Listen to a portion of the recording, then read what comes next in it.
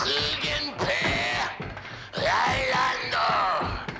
Komme nicht zu spät. Komme nicht zu spät. Komme nicht zu spät.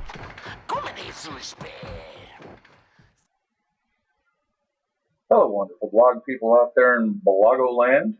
This is G. Olson, who goes by Hitchens67, and I blog at WordPress, www.hitchens67.wordpress.com, and my Facebook page is The Brave Atheist. You can plug that in, it'll come right up. It's all one word and not capitalized at all, The Brave Atheist. And I'm just trying to get the word out there, just trying to stump for the cause. Sitting home today, making a video. I call it the Reasoned Rant series, and it's basically because I go on, and there's no one that is in my household that really cares about the subject to actually make a stand on it. Me, I do, because I'm constantly seeing areas where deists are trying to pray for us, convert us, do whatever, not understanding that the only reason that they are Christians themselves is because it's purely geographical. They were born in a certain area, so they are Christians. Like if they were born in India, they'd be Hindi. If they were born in the Middle East, they'd most likely be Muslims. Their beliefs are completely dependent on the fact that they were born in a Christian nation. Which in itself kind of debunks the whole religious theory there, because then you go back to your religion's wrong, mine's right, I'm going to kill you because you believe in another God than I do, etc., etc., etc. Just the whole thing. And the thing is, the reason that I keep on this is because religion does poison everything, and I would like to see a world predominantly without religion. You can believe in whatever the hell you want. You can believe in Tooth Fairy. You can believe in Santa Claus for all I give a damn. The only thing that I see is that religion is very divisive. You look in the Middle East right now, of course you see that. Anyone can see that. But even here, with all the bullshit going on, you can see that this is not a nation of free thinkers. It's still a nation of lemmings, of sheeple, the followers, the people who are afraid to speak out, the status quo. When somebody goes against the status quo, they don't like it very well, and they kind of get pissed off and try and exert social pressure to make you think their way. Hitler did that really well in Nazi Germany. It's called political correctness. And political correctness, not called such back then, pre-World War II, World War II, it was just, they called it dictatorship. I call it how the dictatorship began. It began with PC, with forcing people with social pressure to think the way the majority thinks, whether it's right or wrong, and to blindly follow like lemmings going over a cliff. Now, the things I'm going to touch on today are, number one, I'm moving to Boise, Idaho pretty soon from Portland, Oregon, which is kind of it's rain to high desert, sunshine, sports, having a great time outside instead of being stuck indoors with the very crappy weather that Portland, Oregon is famous for, as well as places in the Pacific Northwest. So it's going to be a good positive move for me. The only problem is there's a Mormon church on every damned corner, and if you know those people, you know they love to proselytize. And one of the things about the Mormons, I was in the church for a few years because I was lonely out there, needing some people to hang out with when I was newly married and in the service. I made the mistake of joining the church. I got out of the church once I tired of the bullshit and couldn't take it anymore. I questioned the Sunday school teacher about places in the Book of Mormon, and she said that there's absolutely no historical references, which I knew what the answer was going to be. It's just that was the final thing. So you're making up shit. You're not teaching the Bible. You're teaching the Book of Mormon. Most of the time, I rarely ever saw them teach out the Bible in any church that I ever went to that was Mormon. Um, and so basically, I left LDS behind because it further stuck the nail in the coffin for religion for me. And the thing is, I look at it like this: if it's good enough for Neil deGrasse Tyson, it's good enough for me. That guy is way more intelligent than I am. I mean, this guy is blindingly intelligent. Okay. You should check out any videos. You should check out papers, etc., etc. I read them just for fun because I'm a fucking geek. Star Trek, Star Wars, all the trivia. I mean, I'm. It's just one of those things. You know, my wife definitely is not into that, but I definitely am, and so that even draws me closer into people like Neil deGrasse Tyson. The thing is, as we get farther into this, I speak of things such as intelligent design, and that's one of the things that all the great thinkers are absolutely and totally against, because you've got Christians out there who actually believe that the billions of galaxies in this damned universe somehow revolve around what goes on here on Earth with us tiny little insignificant beings that just happen to pop up here. And they think we're so special that somehow there was an intelligent mover that made all this possible. I find that absolutely arrogant and absolutely illogical and without reason. If you look at Sagan's picture of the little blue dot where he turned Pioneer 2 around at 3.2 trillion miles out after it finished its space mission, he takes has NASA take a picture of the Earth, and it's a tiny little blue dot. And basically, what he's trying to shed light on is, take a look at that. That's us in the universe. That's the way we are seen by whoever might be passing. It's just a dot. We're insignificant. I'm not saying we're not important, but we are insignificant when it comes to the size of the universe. There is no God that would make a tiny little blue dot the center of everything. And this whole thing about the blood sacrifice, the human sacrifice of Jesus for our sins, which is such a total load of crap. If you think about an omnipotent being that is way beyond iPads and the chips that we can fit on the head of a pin, then you're talking about something that's absolutely ludicrous. It's freaking stupid. And I hate to put it that way, but I mean, how can you believe that a God created by people in an age of no media, of mostly illiterate tribes, that this would actually be solvent today and going strong? It's $17 billion industry that is not taxed and should be taxed. That's how strong it is. $17 billion, and they do not get taxed.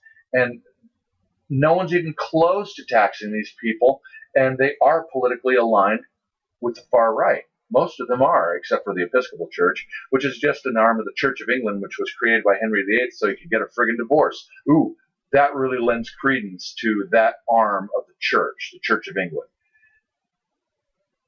It just blows my mind every single day. So, well, just remember that as far back as the Greek philosophers, Epicurus and all, who made one hell of a great rant on how God was not omnipotent, how God does not step in to help anybody. You know, there were a lot of agnostics and atheists back then who blazed that trail and who were some of the most amazing thinkers and still quoted today because they are amazing. But hey, it's jumping around here. We were at Sagan and Pioneer and all that. And the thing is, I was talking about before the whole agnostic atheist thing, and as John Stewart says, an agnostic is just atheist without balls. But I kind of look at it as progression. You are a Christian if you're born here. Then you become a deist if you're starting to doubt. Then you become an agnostic, and finally you become an atheist. I mean, it's the natural progression of things. When free thinking enters your mind, something happens. A chain reaction starts that frees you, like when Neo took the pill in the Matrix. Literally. you start seeing things for what they actually are. You start seeing the ridiculousness of deism. You start seeing that it's just a load of Bronze Age crap that's being fed to people at an early age. They're abusing children by teaching them this random garbage. And it's just, I find it just absolutely amazing. I find it absolutely amazing that people of science, there's a member on the National Science Board, one of the senators who is from, I believe he's from Georgia. You can look this up, but he actually believes that the theory of evolution and all of the things that science stands for are of Satan. He is quoted as saying that, and he's on this committee. And it just floors me that it shows how bloated and non-functional the government is, that they would appoint a deist, a Christian, over a scientific body that's supposed to further the U.S. in the scientific community. And all the leaders in the science community look at this like, you're kidding, right? You're freaking kidding me. It's frustrating, but that's why people like me are out here talking about logic and reason, refuting intelligent design, uh, calling attention to the fact that there are transitionary fossils, that all you need to do is look it up on Google, you will find it. That there are tons and tons of intelligent blogs, intelligent pages that talk about the theory of evolution and how it is very valid, and how much testable evidence, which if all the testable evidence, if they tried to cram it into a room, you wouldn't be able to cram it into one building, let alone one room, because the way that scientists test theories is it is extensive, and all the proof that they gather must all be testable, and it must all produce the same results over and over and over again, or else they have to start from square one. And so far, evolution has not started at square one. Neither has anything else. When they say, oh, it's just a theory, hey, jump off a building. Test the theory of gravity. Go ahead. It's just a theory, right? No. It is a theory that is the best information that we have based on countless days, years of testable evidence being tested over and over and over again for a certain outcome. And that certain outcome always happens when this evidence is tested. What can you test about God? Nothing. You don't hear him, see him. Some people think that they can feel him, but you can have any televangelist walk in the room and stir up the crowd, and they'll feel God. Marjo Gortner. Look that up on the internet. Marjo Gortner. He was one of those guys, Mary, Joseph, Marjo. His parents were fucked up. Anyway, so read his story and let from his own words, let him tell how he can walk into a room still because he knows the deal. He's got the charisma. And he can stir up the fervor and make these people feel God. So, no, you can't see him. You can't talk to him. You can't feel him. There's no evidence. There's absolutely not a shred of proof. And people are saying, I pray for you. You're lost. Blah, blah, blah. What a load of shit.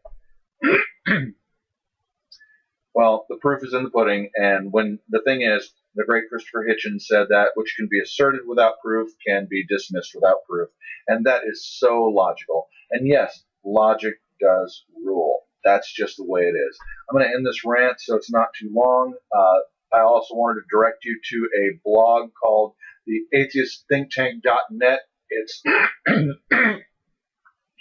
got many subjects about atheism. Great. I've read and signed up, and I think that it's pretty amazing. It's a moderated site, so you can't just go off and start laying into people. It's very civilized, and atheists, free thinkers, need to be civilized. Remember that. If you are angry at God, just remember this. Don't say you're an atheist. All you are is an angry theist. If God has fucked you over in your opinion, you are not an atheist. So if you're like, I'm an atheist, you are not. You are an angry theist. You're just ready to go back once God answers your prayers, which, trust me, it's never going to happen.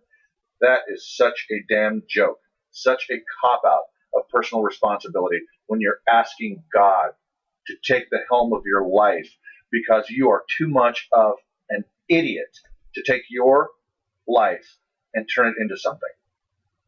I've done many things in my life. I was on the street for the first 18 years of my life. I didn't get to go to high school. I didn't really get to do anything that would advance me to the level of my peers. What did I do? I got my nursing degree by the time I was 22 years old because I busted my ass and made it happen for myself. God was never there. I never felt him. I never saw him.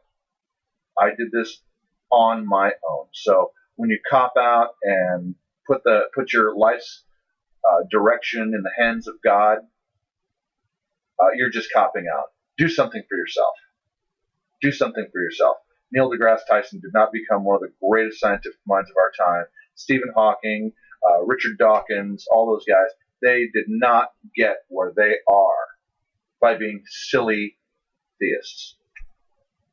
So go to the Atheist Rant or the atheistthinktank.net. Join me in Boise for further videos. I will get more in depth about with my facts as far as refuting things and just the logic and reason and things like that. But yes, I'm going to Mormon territory, and it's not going to be about Mormon. It's going to be about religion and burning people at the stake, which that's an exaggeration, but you know the Mormons are very, very, very devout folks, and they're going to try and find me, and they're going to try and pull me back in the church, and I'm going to tell them no again because I'm an atheist, because I don't believe that shit. I don't believe that an itinerant farmer found golden tablets and had some guy transcribe the shit down. It's bullshit, and everybody knows it.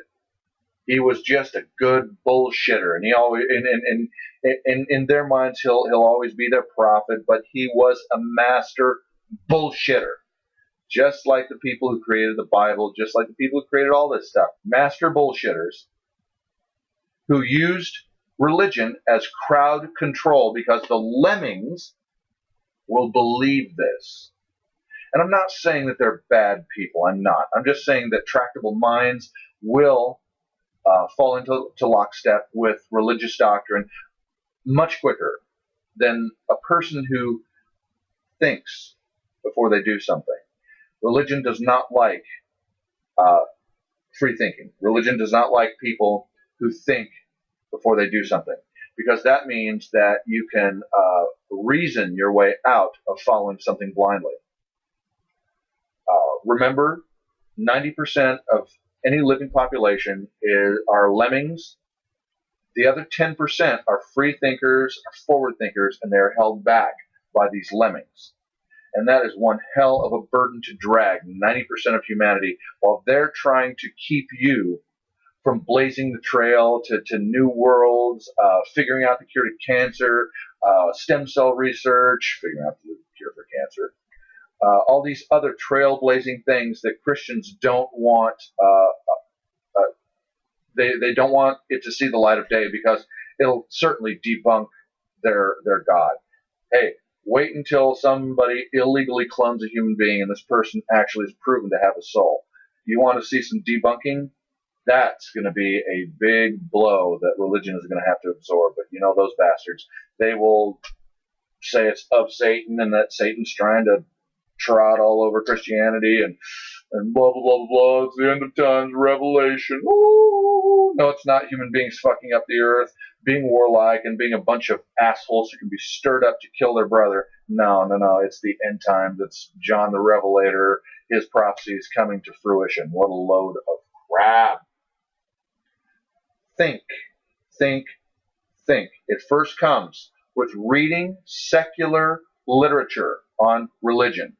The thing is, you cannot use the Bible and you cannot use theistic literature to refute religion because it will always tell you, don't do that. Secular literature will always show you all the holes in religion. Not intentionally, because a lot of people aren't trying to do that, but if they are just writing a book, a factual book containing the history of different religions, whatever, it'll always poke holes in religion itself because it's full of holes. There is no proof. There's just a bunch of artifacts that human beings constructed, temples, this, that, and a god that was created in man's own image. When the lights go out and the fear sets in, what do?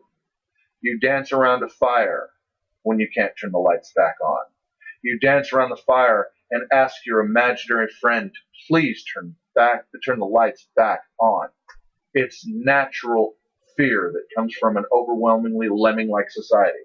The free thinkers will go out and figure out how to generate power by sun, solar, water, etc., or they'll live without it and go back to a more simple way of living, till their crops, come back out of hiding when all the other lemmings are through killing each other in the name of God. But the thing is, when the lights go out and the fear of death sets in, what do people do? Knee-jerk fear. And all of a sudden, these people that claim to be so advanced in their thinking, especially the theists, all of a sudden start preying upon each other and ripping off from their brother. Watch Contagion, the movie with Matt Damon.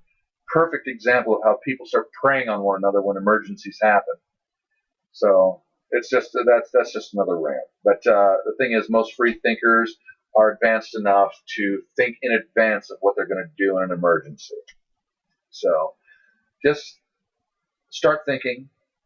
Pick up some books by Dawkins, Harris, Hitchens, Dennett.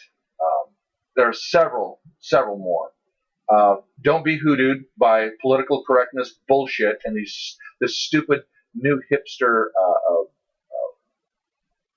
way of thinking that this type of atheism is dead and it's a kinder, gentler atheism where we exist along with theists. Theists don't want to exist alongside with you. They want you to be a theist as well. And no, you have to get out and you have to bang your drum and you have to be civilized about it and you have to do it in a reasonable, rational way. And you don't have to sit by while somebody prays for you in hopes that you get the light. So that's it. For now, I'll be putting more videos on. And all you free thinkers out there, have a great day. All you agnostics, please go to some of these websites, especially look at my blog. It's got plenty of links to websites. www.hitchens67.wordpress.com. It's got a wealth of information on atheism, where to go to find other information, scientific information that debunks Christianity, and doubters reference Bibles that are basically they have all the notes that point out the contradictions, the blood sacrifices, the slavery, beating women, stoning women, what you can kill your wife and children over, etc., etc. And this is all true. This isn't hearsay. It's just I've read the Bible cover to cover. Most Christians have not.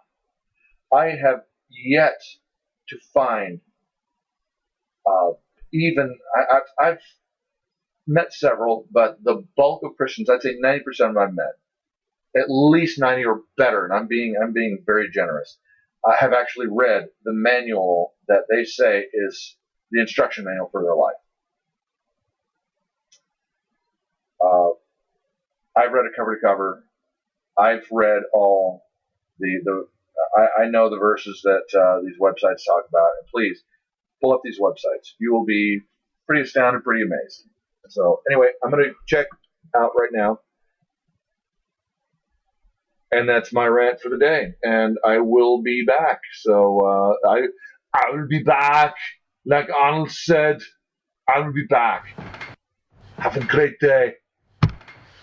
Like Gegenpreis, Gegenpair, Eilando. Komme nicht zu spät, komme nicht zu spät, komme nicht zu spät, komme nicht zu spät. Sei pünktlich,